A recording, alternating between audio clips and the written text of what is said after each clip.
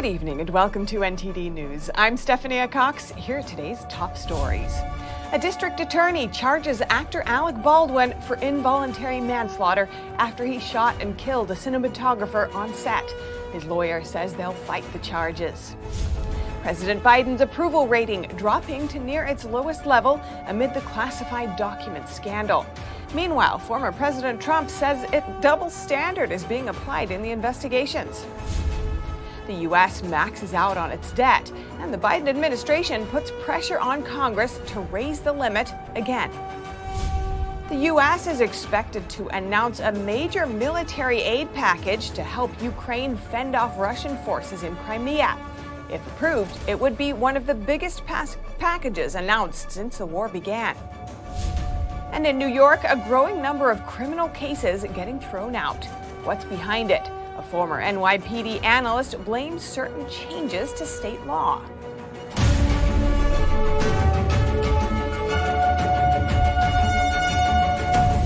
A New Mexico district attorney will be charging Hollywood actor Alec Baldwin for involuntary manslaughter. Baldwin fatally shot a cinematographer and wounded the director on set in 2021. A Santa Fe district attorney announced Thursday that Alec Baldwin will be charged before the end of the month for fatally shooting a cinematographer on set in 2021. The incident happened during a rehearsal of the upcoming film Rust.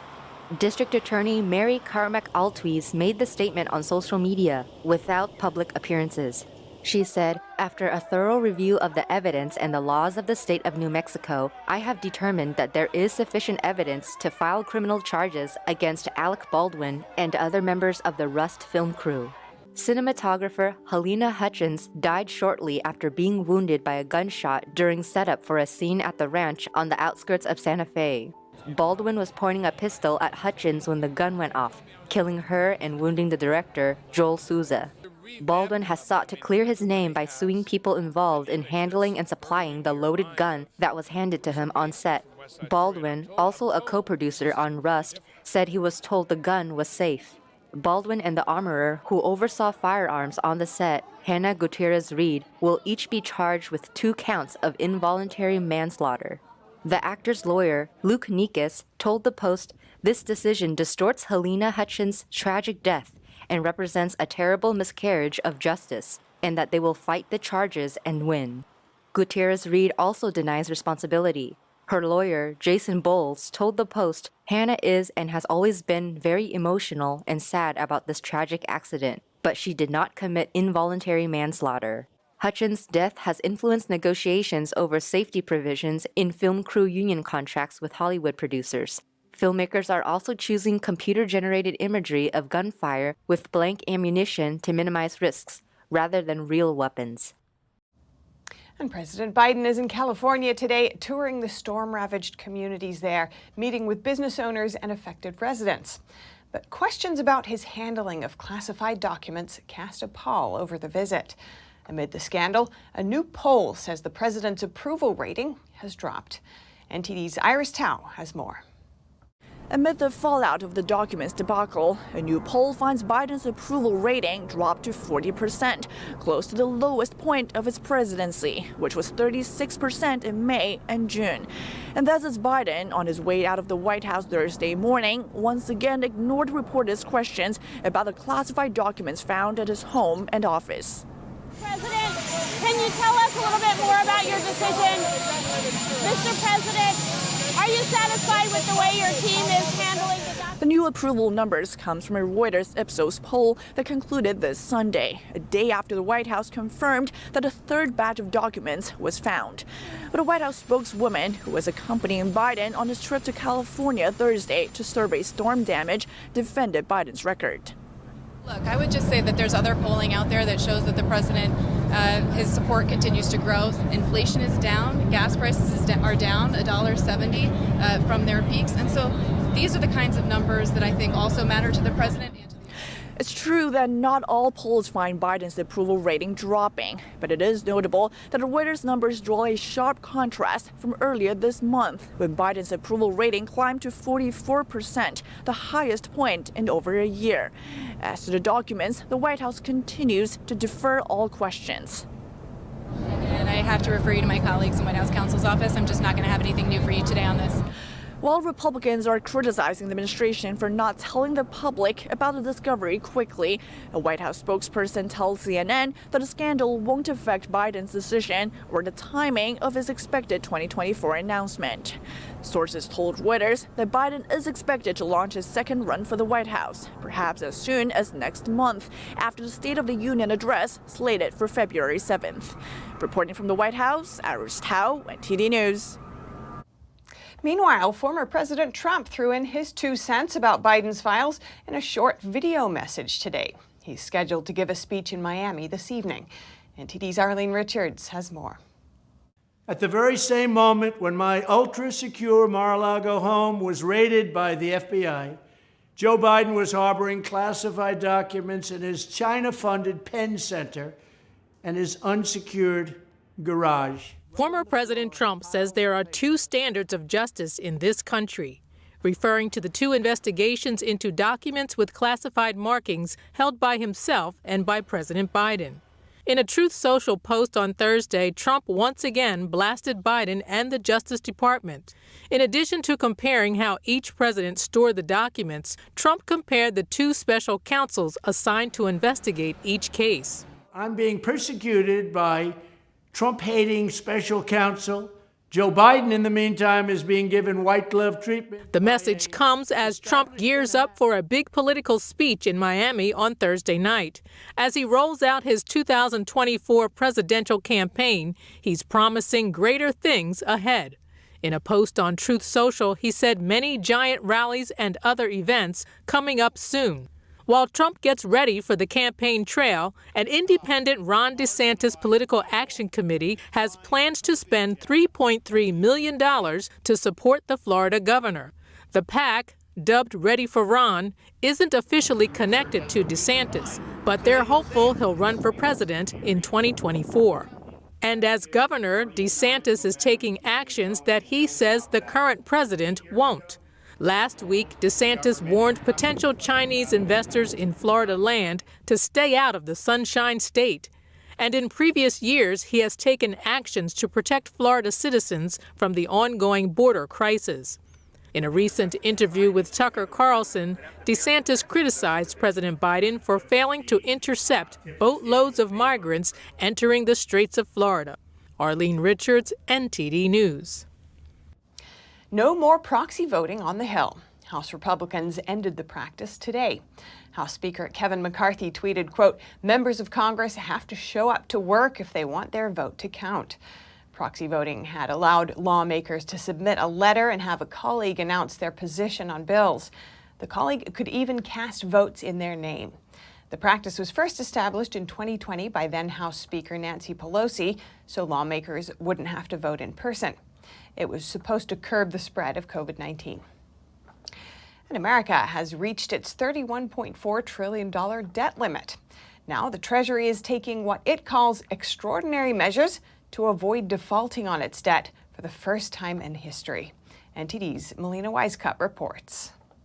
The Treasury has hit its borrowing cap. It's now taking steps like suspending new investments to prevent a financial meltdown. Congress must raise the cap, but a political battle is sure to play out before they agree on a solution. Congress passed spending bills. Congress passed tax bills. As a matter of mathematics, that means the U.S. government has to borrow. Congress has raised the debt limit 78 times since 1960. The last time was just 1 year ago when lawmakers raised the debt by $2.5 trillion. This has happened under Republican presence. It's happened under Democratic presence. It needs to happen again. Potential consequences of a long standoff range from market turmoil, which could crash Americans' retirement accounts, to the government being forced to prioritize federal payments, deciding which will come first among Social Security, federal salaries, and other payments. Not paying our bills hurts the American people because we're going to have to pay higher taxes to pay the higher interest rate. So these so-called extraordinary measures that the Treasury now says it's using will allow for a couple of months of wiggle room before the U.S. actually defaults on its debt. And during this time, Congress will be trying to reach an agreement on raising the debt limit, although the White House says they believe this issue should be non-negotiable, and they expect Congress to simply raise the debt limit with no questions asked. Of course, we see the same sentiment echoed by some Democrats on Capitol Hill, who their argument is that Republicans have actually helped to accrue some of this debt through signing off on some spending measures over the past couple of years. And they say that now those Republicans need to be responsible for signing off on those spending measures. But House Republicans now, with their slim majority, are trying to use this as an opportunity to negotiate for stricter budget measures. So some ideas that are being floated are things like returning back to spending levels of fiscal year 2022. Others are like what Congressman Ralph Norman has proposed, which is a dollar-for-dollar cut, meaning that for every dollar we raise the debt by, they should find cuts elsewhere. But Speaker McCarthy has said that House Republicans will be looking at all areas of spending. That includes defense and non-defense to see where they can cut so-called wasteful spending. And if House Republicans do hold a hard line on this, it will essentially force Senate Democrats to work with them on it, although leadership in the Senate has said they don't want to negotiate this issue at all. So this will be a political battle that we can expect to see play out over the next couple of months. Reporting in Washington, D.C., Melina Weiskup, NTD News. The U.S. is expected to finalize another military aid package to Ukraine, totaling $2.5 billion, according to sources who leaked the news to media outlets on Thursday. NTD's Arlene Richards has more. As the Biden administration warms up to providing Kyiv with more firepower, reports are swirling that the U.S. is on the verge of sealing another military aid package deal with Ukraine to the tune of $2.5 billion. If approved, this would be one of the biggest packages announced since the war began. News outlets reported that two inside sources said the package will be discussed at a meeting of allies in Germany on Friday.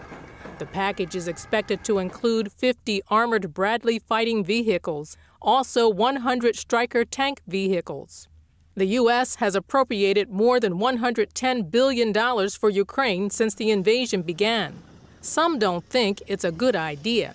Sending unaccountable pallets of cash to any country is dumb. A, it's not good geopolitics, and B, it smacks of corruption. Alleged corruption aside, it appears that Biden has recently softened his stance against providing Kyiv with weapons to target the Crimea.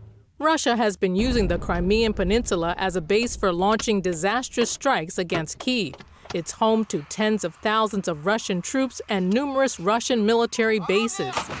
Biden has been concerned that such a move would risk increasing escalation to a nuclear war. Now he believes providing the additional tanks would strengthen Kyiv's defense against Crimea. But Germany won't send its homemade tanks. Although Germany has allied with the U.S. to support Ukraine, it has so far refused to send German-made tanks as additional aid. Defense Secretary Lloyd Austin met with his German counterpart on Thursday to press for transfer of the tanks. Many allies say Germany's Leopard tanks, which were exported to allies during the Cold War, are more suitable because there's a large number of them. Germany has said it will allow the transfer only if the U.S. agrees to send U.S.-made tanks as well. Meanwhile, the threat of a nuclear war resurges. On Thursday, former Russian President Dmitry Medvedev warned that a Russian defeat would trigger a nuclear war. Critics say the message is meant to deter the NATO alliance from getting more involved in the war and recognizes that Russia might lose on the battlefield. Arlene Richards, NTD News. With the 50th anniversary of Roe v. Wade coming up, the Supreme Court today says it still doesn't know who leaked the overturning draft opinion last year. In a statement, the court said the investigation team hasn't been able to, quote, identify a person responsible by the preponderance of the evidence. A computer hack isn't likely either. Investigators said they conducted over 120 interviews with 97 employees, and all of them denied disclosing the opinion. Meanwhile, the FBI is offering a $25,000 reward for information related to a series of attacks on pro-life pregnancy centers. In a statement released today, the Bureau says it can investigate the crimes as potential acts of domestic violent extremism or other violations, depending on the facts of each case. The announcement comes after some pro-life centers in New York hired private investigators, saying there's been a lack of response from federal law enforcement. And more criminal cases in New York State are... Myers argues that New York's discovery law caused a spike in the dismissal of criminal cases in the state. The law was implemented in January of 2020. In 2019, before the law took effect, prosecutors dismissed around 44% of all cases in New York City. That number went up to almost 70% in 2021. At the same time, guilty pleas went down from 45% in 2019 to only about 21% in 2021. Myers says the discovery law is to blame for that. The law basically cuts down the time for the prosecution to hand over relevant materials to defense attorneys, which many prosecutors say makes their jobs too difficult. The report shows that statewide during 2021, prosecutors managed to file relevant paperwork within 20 days in only 21% of cases. In the county of Albany, that number was as low as 2%. Myers writes in her report, the new discovery rules are so bad that even famously progressive Manhattan District Attorney Alvin Bragg complained about it, saying, "My office's lawyers and support staff continue their Herculean efforts in managing discovery-related obligations." The study also found that in many cases, when prosecutors were actually able to file paperwork within 20 days, defense attorneys didn't look at it. In many jurisdictions, defense attorneys were failing to download discovery packages within their 30-day windows in over half of cases. Myers says the defense can simply delay filing motions, which will lead to prosecutors reaching the time limit at which they have to dismiss the case. The Legal Aid Society reportedly commented on the findings, telling the New York Post, "Our team downloads discovery and disseminates evidence typically within 24 to 48 hours. The report's author is either a liar or is so credulous and unconcerned with verifying facts that she should not be taken seriously." Reporting by Arian Pastar, NTD News. Pfizer partner Biontech has responded to NTD's request for comment on our Tuesday report about the latest Twitter files drop. Author Li Fang, who posted the files, alleged Biontech pressured Twitter to censor activists speaking out against them. The activists demanded that Biontech share its intellectual property rights to COVID vaccines so others could make generic versions for poor countries. Biontech's vice president of corporate communications said in an email that statements about censorship were false and that original emails to Twitter were exclusively about their own account when they received a security notice. And coming up, the U.S.'s new agreement with Canada and Mexico. What's in it and how might it affect you? And in the NHL, a coach continues to defend his players' freedom of religion during a Pride Night celebration. NTD's Dave Martin has that story. That and more coming up.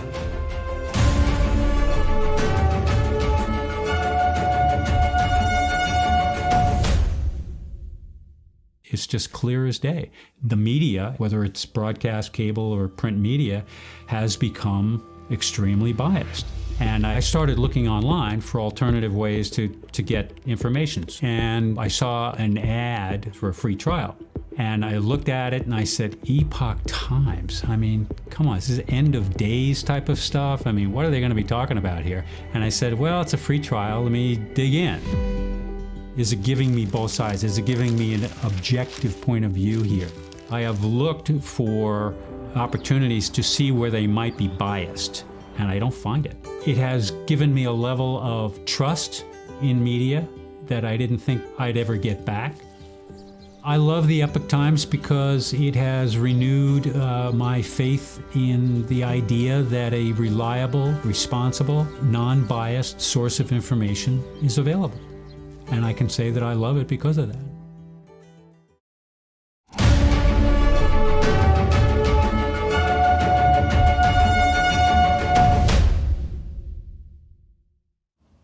In international news, the U.S. signed a declaration with Canada and Mexico last week, but you may not have heard of it. It hasn't had much traction in the media, so is it worth your time? Let's find out. Earlier today, I spoke with award-winning journalist Alex Newman for his analysis. Alex Newman, welcome to our show. Thanks so much for joining us. Great to be here. Thank you so much for having me. Now, the Declaration of North America lays out a plan for closer cooperation between the U.S., Mexico, and Canada on issues like climate, inclusiveness, health, defense, and migration. But critics are worried that it could create more official pathways for migration between the three countries and even override America's sovereignty. What's your take on it? Those are very well-founded concerns, and in fact, none of this is a secret. If you listened to the comments that were made by President Biden, by Prime Minister Trudeau, and by Mexican President López Obrador, they were all very transparent about the fact that they want to make it easier for massive flows of immigration to move between the different nations under the guise of labor mobility. They use kind of fancy terms, I think, to confuse the public. But Joe Biden, in a rare moment of, I think, very honest transparency, said, yeah, what we want to do is make it easier for migrants to get to the United States. We've got documents going back to at least 2005 from the U.S. Embassy in Canada showing that the plan is to ultimately bring about much deeper integration. In 2005, the document from the U.S. Embassy in Ottawa mentioned a monetary union along the lines of what they have in Europe with the euro. So this is it's an old agenda. It is an agenda to ultimately, I think, create what several people, including the former president of Mexico, Vicente Fox, have described as a North American Union, and that absolutely undermines American sovereignty. In fact, I would argue that it's already been undermined through the setting up of these North American tribunals, North American bureaucracies, first under NAFTA and then later under the USMCA. And it's notable that of 6 pillars mentioned in the plan, diversity, equity, and inclusion is the first. Migration is listed 4th, but it's largely focused on welcoming migrants, as you mentioned, and combating xenophobia rather than stemming the influx of illegal immigrants. What do you think about the order of the priorities that are laid out there? It's very interesting. I mean, they talk in their public statement as if these were the priorities of the Mexican people, the American people, and the Canadian people. Nothing could be further from the truth. People are really concerned about not being able to afford groceries. People are really concerned about skyrocketing electricity bills. People are really concerned about open borders and drug trafficking and sex trafficking. Right? These are the concerns of actual people.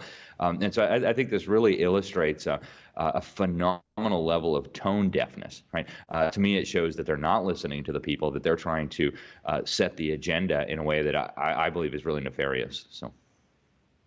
You alluded to other goals mentioned, which include collaborating for the Paris Agreement and further preventing the spread of contagious diseases. Is there any concern here around those things? Yeah, I think there's a lot of concern. What the U.S. Commitment under the Paris Agreement does is essentially undermine America's electricity grid, undermine America's economy, undermine America's manufacturing sector under the guise of slashing CO2 emissions, which is supposed to stave off this climate crisis. And yet, as I pointed out in my recent piece for the Epoch Times, all it's really doing is shifting economic production, manufacturing, factories, jobs, and of course, economic value creation over to China, where every unit of economic output produces drastically more carbon dioxide and releases that into the atmosphere. So the notion that this is somehow going to save the climate is positively ludicrous, and you can see that just in what the Paris Agreement does, right? Obama promised to reduce CO2 emissions in the United States by 28% by the year 2025. The CCP promised to continue increasing its CO2 emissions until at least 2030. And I mean, they said this publicly, right? And then they said they would peak in 2030 and then maybe start going down. But of course, they're building coal-fired power plants so quickly, there's absolutely no way that's actually going to happen. They'll be increasing their CO2 emissions long into the future. They already put out drastically more than all of the Western economies combined. I think what's happening here, they want to integrate the economies of Mexico, the United States, and Canada, and they see this as one more vehicle for doing that. And I think it's very telling that none of these agreements, not the Paris Agreement and not this Declaration of North America, are being presented to the U.S. Senate for ratification as required under the U.S. Constitution. So do you think that we'll see any legal challenges to it, considering that so many people are saying they think it's unconstitutional?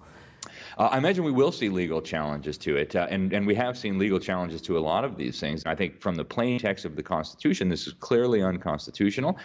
Any treaty must be submitted to the Senate for ratification by 2/3 of the senators. And even with all that in mind, The Senate can't just ratify any treaty. The federal government can't grant itself new powers merely by signing up to a treaty. Thomas Jefferson made this very clear. In fact, the Supreme Court made this clear in 1957 in the case of Reed versus Covert. The federal government cannot assume new powers through the treaty mechanism. If they want new powers, they actually have to go to the people and try to propose and then approve a constitutional amendment. I don't anticipate them doing that. I think they'll continue to just hope that Americans don't pay attention and the courts will allow this to continue.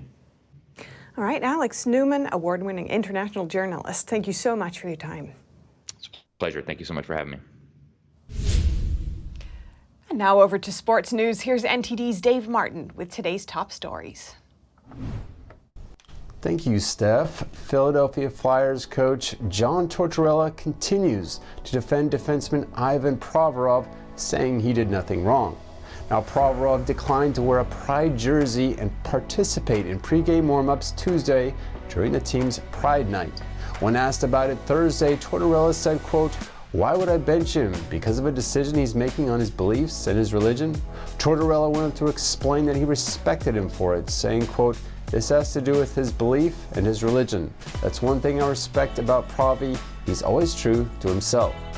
The coach said he's learned from his past experience when he strongly disagreed with other players' protests that he can't push his feelings on others.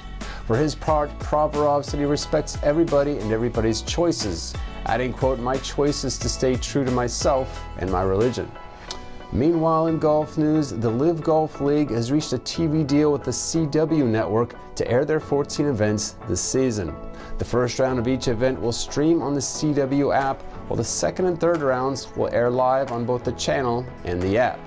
Now, financial terms of the deal weren't announced, although ESPN is reporting that Live won't receive any rights fees, has to pay their own production costs, and has to share revenues. Live Golf's first event is scheduled to tee off on February 24th in Mexico. And for your sports viewing schedule tonight, the NBA has 5 games planned, featuring a finals rematch as the Boston Celtics host the defending champion Golden State Warriors.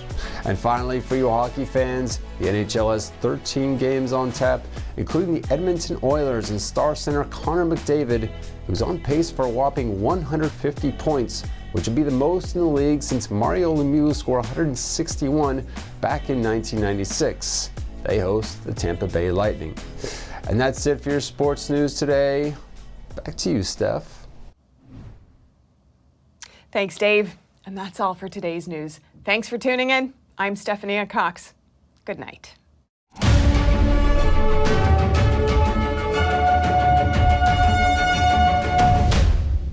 Thanks for watching us on YouTube. Did you know YouTube only keeps selective videos on its platform?